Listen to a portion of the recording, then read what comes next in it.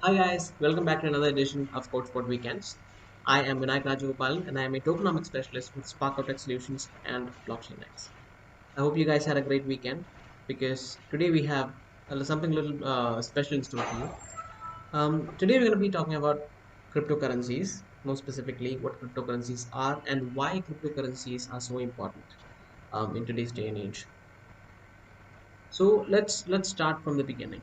Okay, this is going to be discussion. This is not going to be like your typical webinar, and we're going to be talking a little more about economics and why cryptocurrencies, came to be and what their importance is and everything. The first thing on our agenda is the early monetary system. How did money came to be, like come to be? How do we use currencies today? Why do we use currencies today? How paper currencies gain their value and things like that. So basically, the earlier monetary system, we could say that people traded objects or people traded commodities. That's how the monetary system used to work, and it was a lot of things, but because the store of value, we used a lot of things as a store of value. If you have grandparents at your home, you'll know that they used to say that like a dollar or a rupee or a pound used to be a big deal. And today it's the currency has depreciated in value, and these things you might have heard before.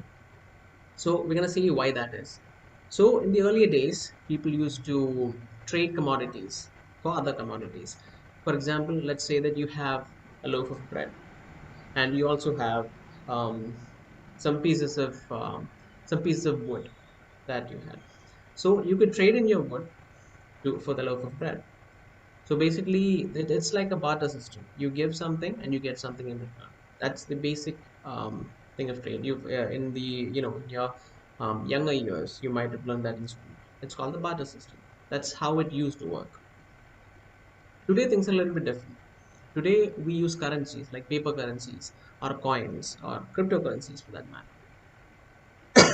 So when we were looking at things as a store of value and of current as a currency of exchange or money, we had a lot of options in the early days. Like for example, food grains are a great example for that, and gold is an even better example for that. But we're gonna come to that later. So food grains and commodities like wood and clothes and things like that. These things were the commodities that we used to trade. Gold got accepted as a universal store of value because of a few features.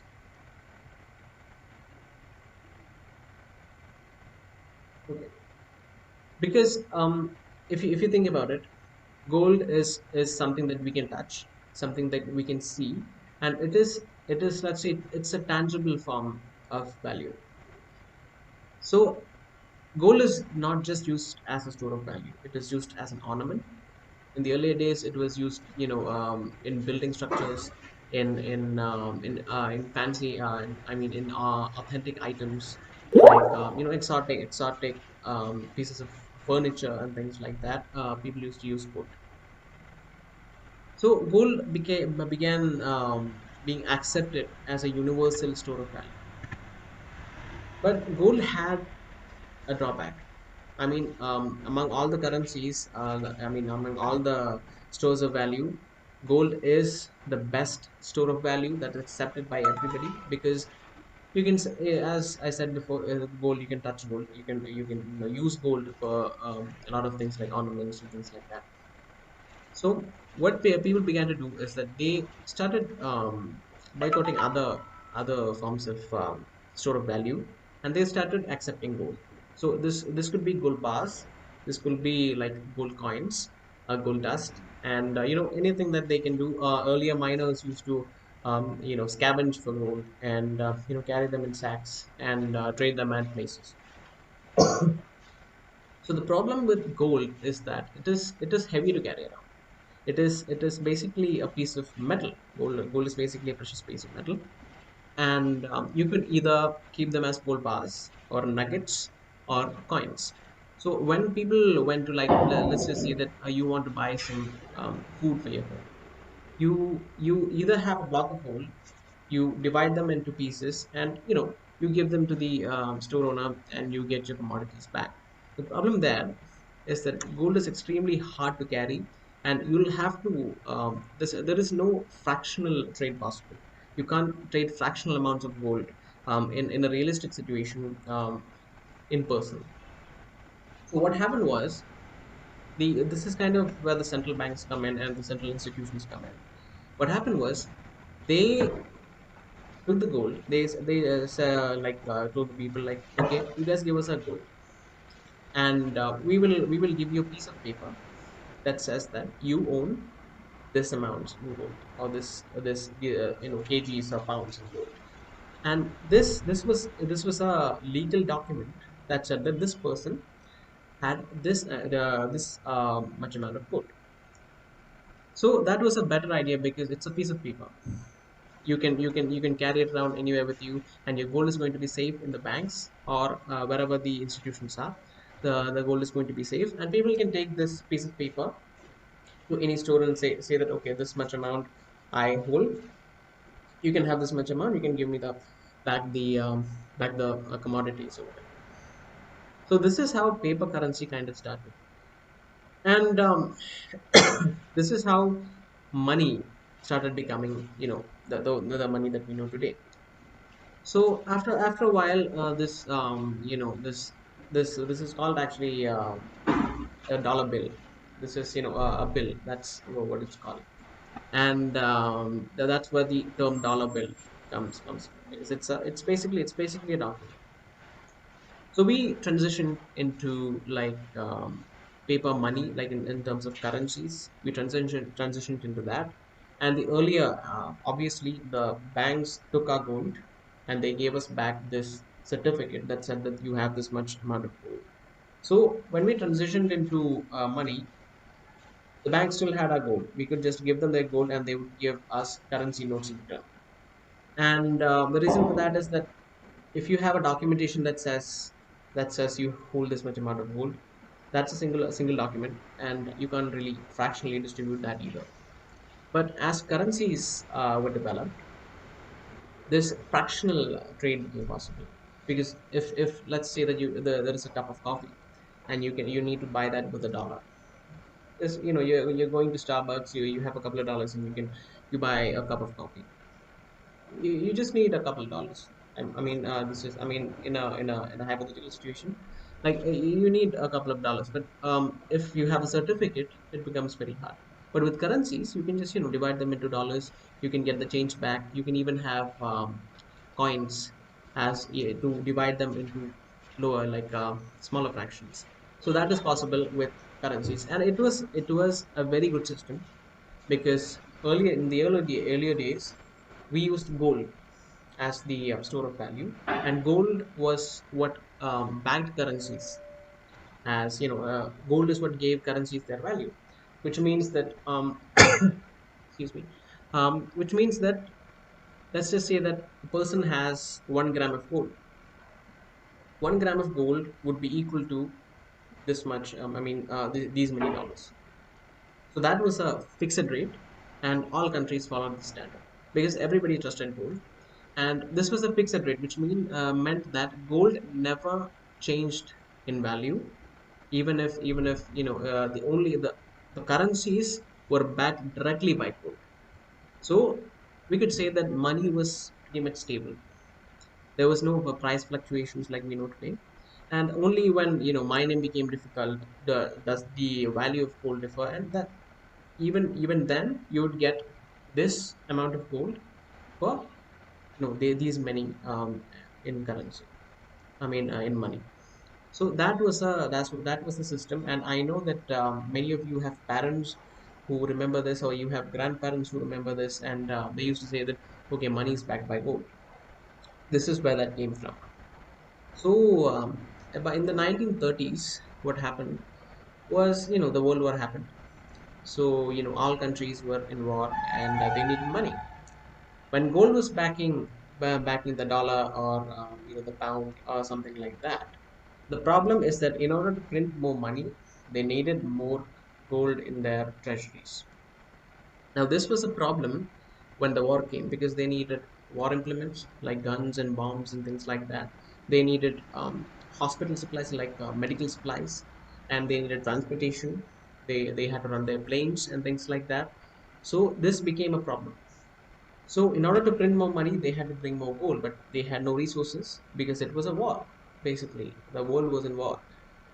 So what happened was all the countries got together in the US, and they had a meeting. In that meeting, what they decided, it was called the Bretton Woods meeting, and they introduced a system called the Bretton Woods system. In this system, basically, what would happen is that the dollar was backed, like I mean, the dollar was backed by gold, and all the other countries were backed by the dollar. Why did this happen? So during the World War, what happened was they needed war implements. And for that, they temporarily suspended the gold standard. I mean, the backing of gold on currencies, so that they could print more money. So the result of this is that they printed more money. They got more war implements and everything. They ran a war, but at the end of it, what happened was the market was highly inflated with currencies. So how does inflation work? I think this can get a little bit confusing. So I'll just explain in brief how inflation works. Let's just say that you have a box full of cookies, and the cookie is this big. Okay, you have a box full of 5 cookies, and the cookie is this big.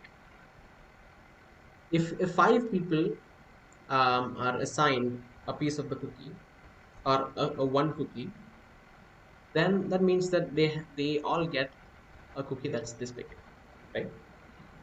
But how inflation works is you print more money, which means that the number of cookies now increased, and you still have the same box, you still have the same volume in cookies, but it's like dividing the cookies into smaller bits.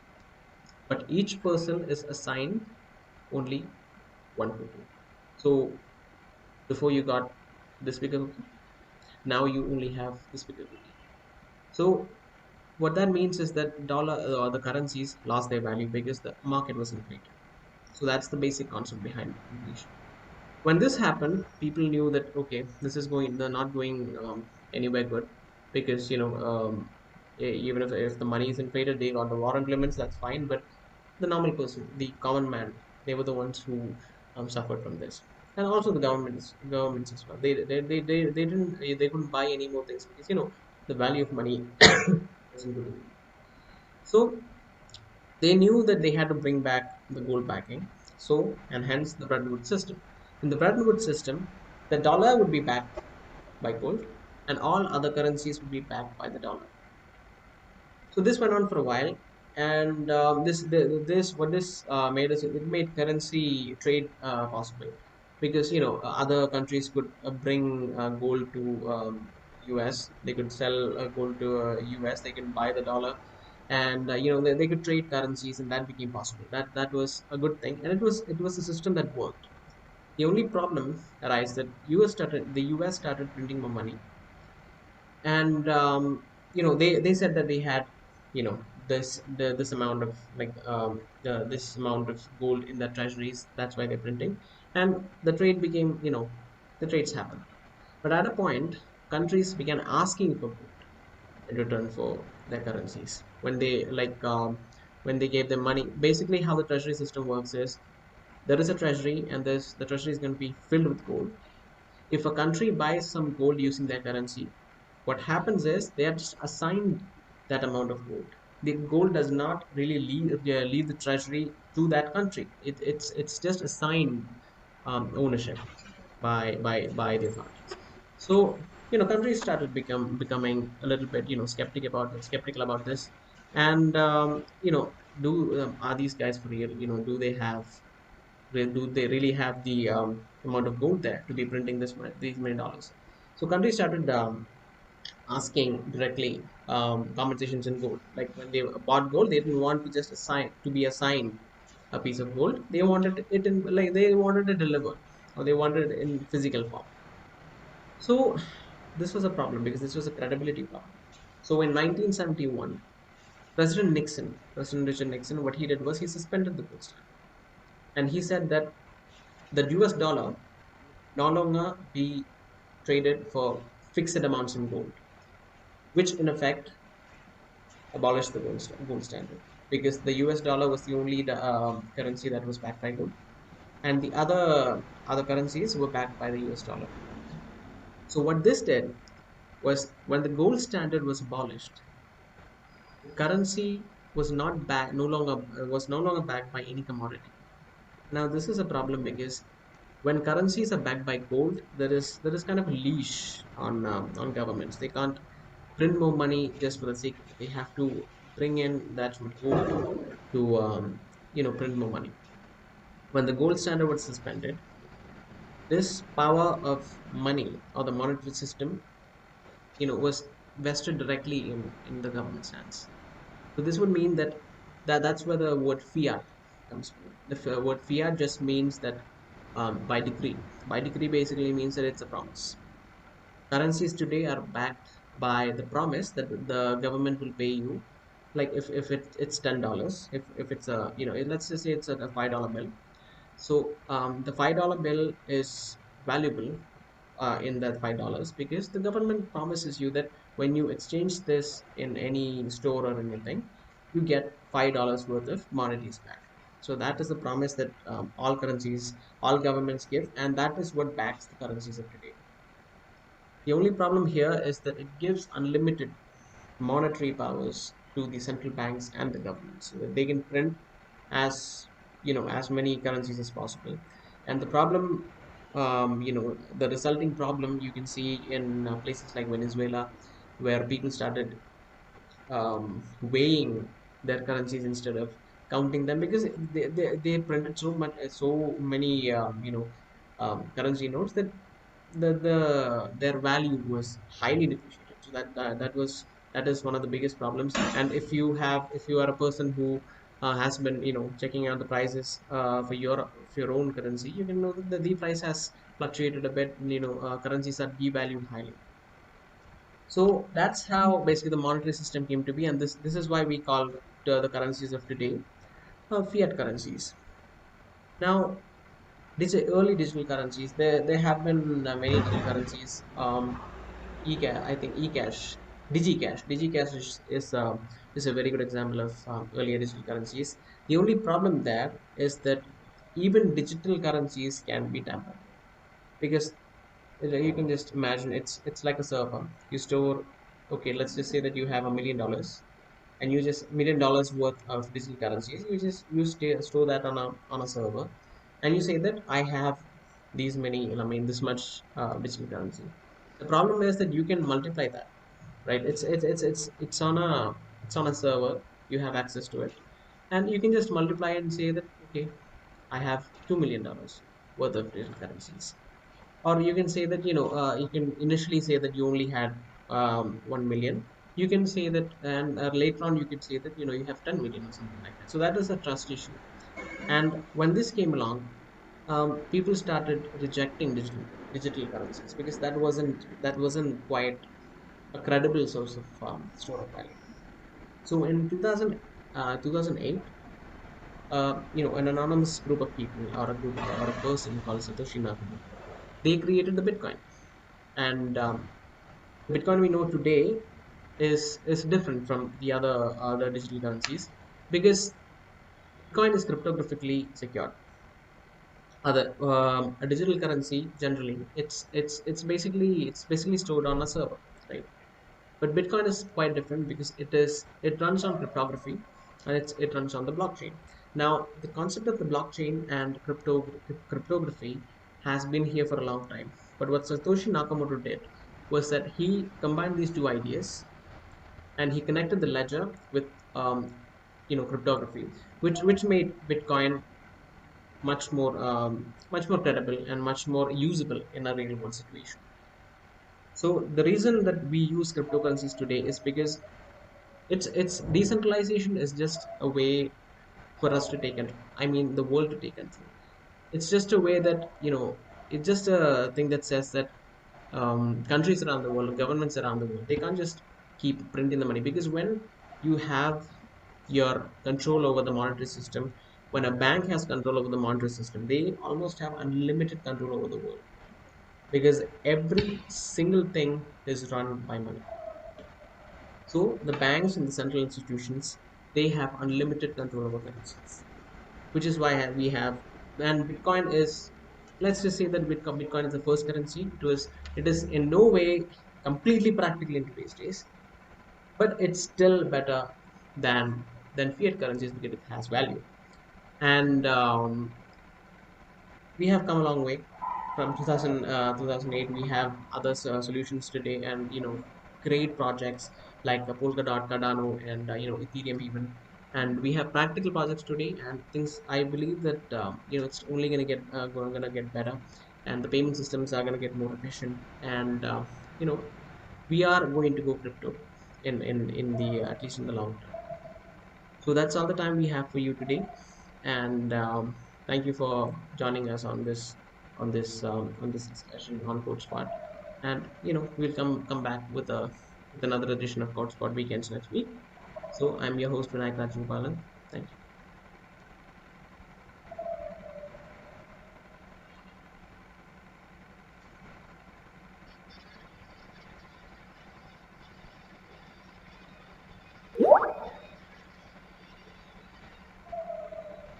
Zoom किया cancel हाँ